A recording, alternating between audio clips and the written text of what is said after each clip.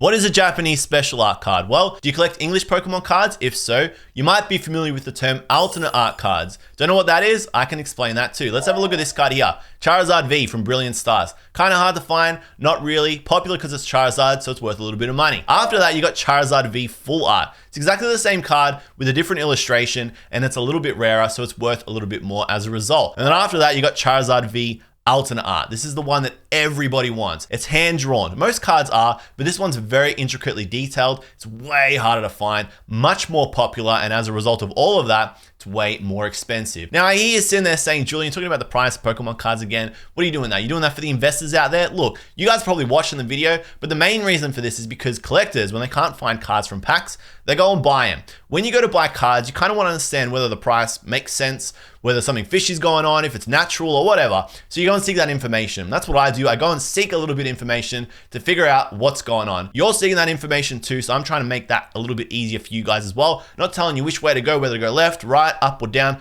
whatever. You do what you want. We're just gonna have a look and we're gonna see whether any of this makes sense. By the way, thanks for 10,000 subscribers.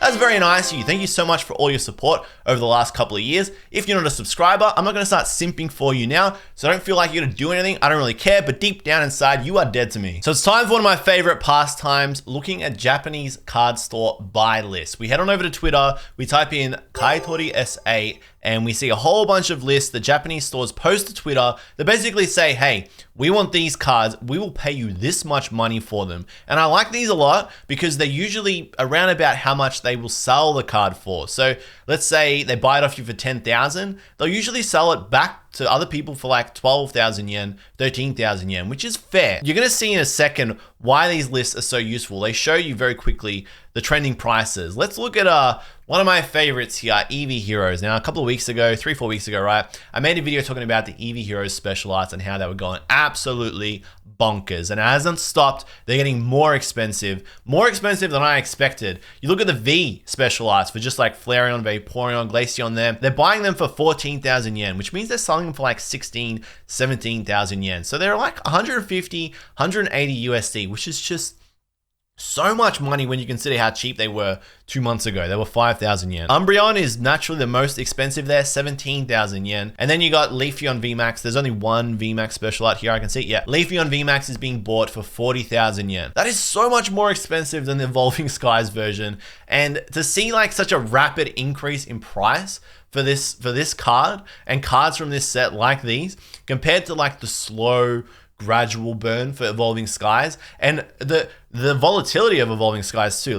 We'll talk about this in a little bit of depth. Evolving Skies, the second it reprints, the price of the special arts and alternate arts just goes out the window. So Japanese special arts, they don't do that. They hold their value. Once they get up there, they very rarely come down. And when they come down, they don't come down a whole lot. Now, there's one other card on this list that just grabs my attention every single time I see it. Galarian Articuno V. 3,500 yen. That is so underrated. I'm not trying to pump it for some nefarious reason. It's very obvious why I think it's underrated. I don't know why more people don't see it. Galarian Articuno is never going to get another card. Cards for regional specific Pokemon from Galar, Sword and Shield. When is Galarian Articuno ever going to get another card? It's just not going to happen, let alone a special art. This was one of the first special arts, came out in Matchless Fighters, so it's going to hold a special place in special arts from Sword and Shield collectors' hearts. 3,500 yen, that is way too cheap. Lumineon there, 2,800 yen. That's from Starbirth, Japanese set that came out start of 2022. That set can potentially get reprinted. It got restocked last week, so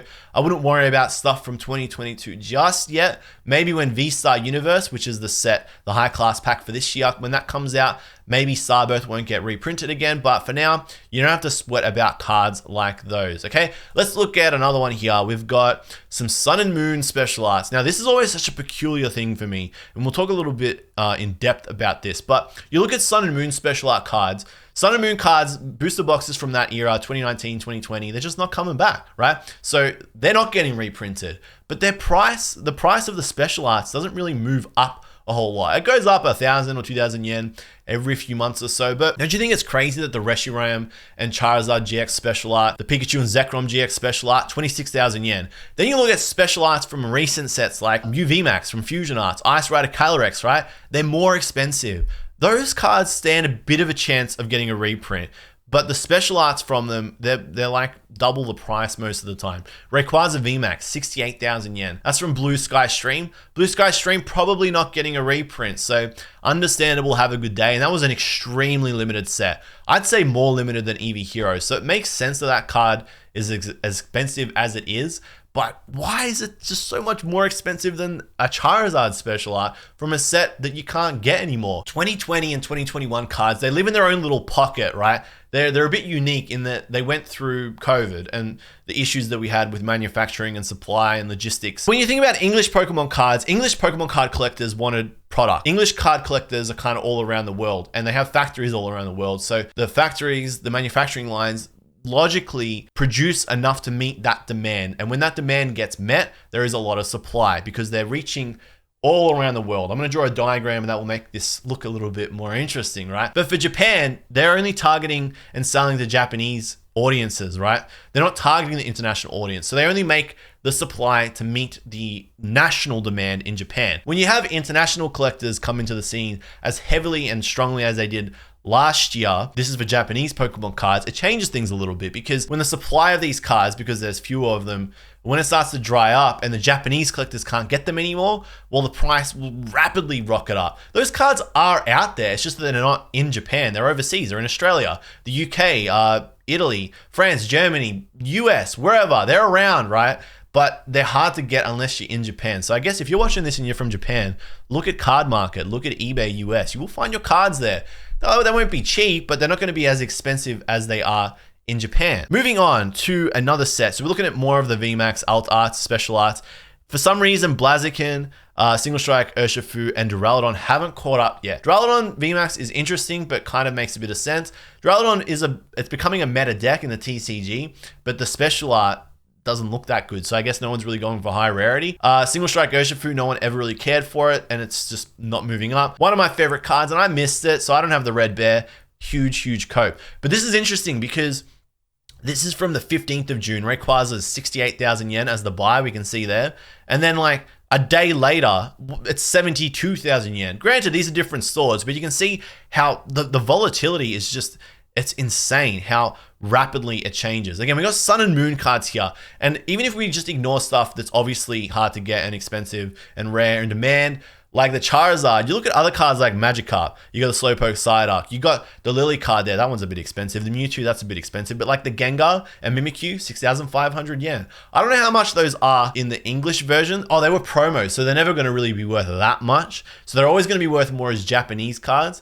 And I think long term, that will definitely be the case too. The promos are never going to be worth a whole lot unless they're like mint and perfect, because then it's like, oh, you got a promo and it's in really good condition. I understand that. The Laddies from Tag Bolt, 30,000 yen. That's so expensive. I think that was a pull from Team Up. So that makes sense to be expensive in the English version of it. The Japanese one, again, you can't get Tag Bolt. So one other thing that happens, right, is that with Japanese cards, when they're popular and they're in demand and they go up in price, they very rarely come back down. I spoke about this just before. And that's because once they hit that price point, they are cemented there because of an external variable. A really good example of this is the Arceus Dialga Palkia statue card at the bottom there, 25,000 yen. I know that was really cheap before the Gen 4 remakes and Legends Arceus got announced, because that's a really cool card.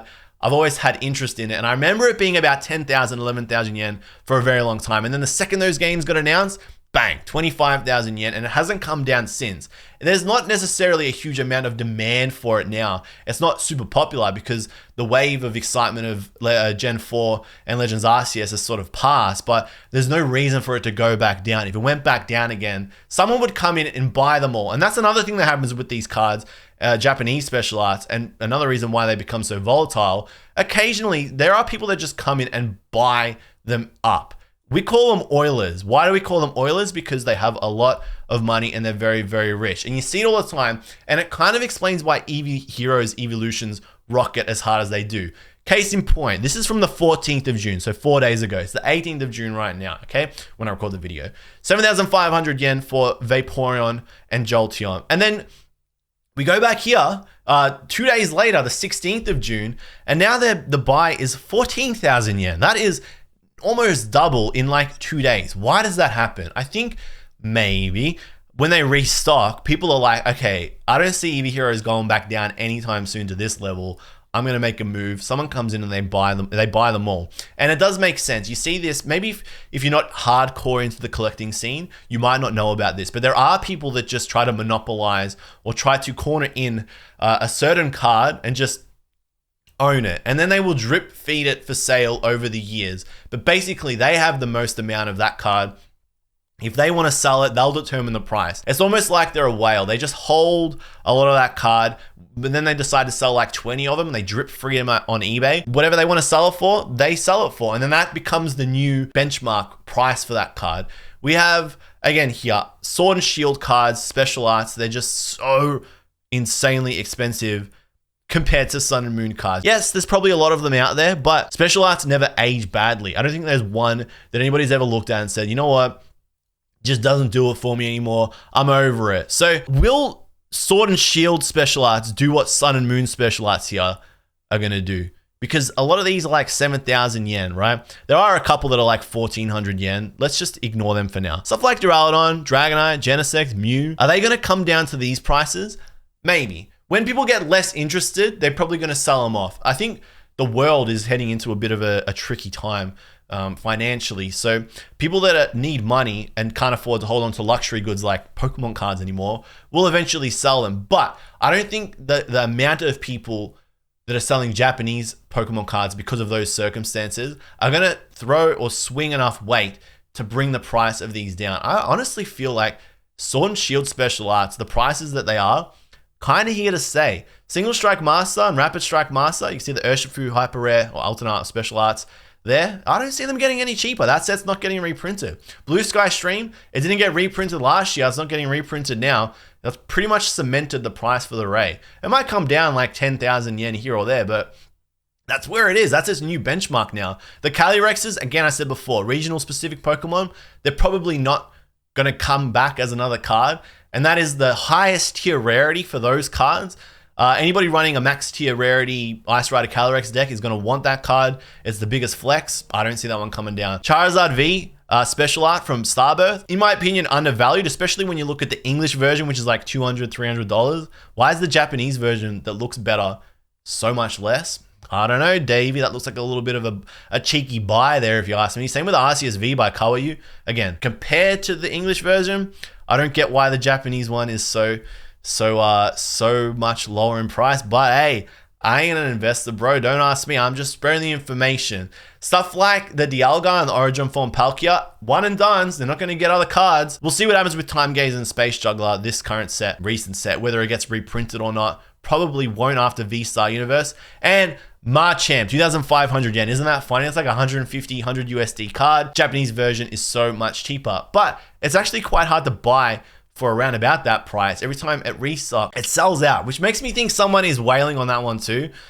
You just never know. Anyway, the point I'm trying to make here is Japanese Pokemon cards, they might come down, they might not. I'll keep doing what I do here. I'll let you know if anything funky happens. Until then, like, subscribe. I got a real good video in the works. And again, thank you so much for 10,000 subscribers, guys.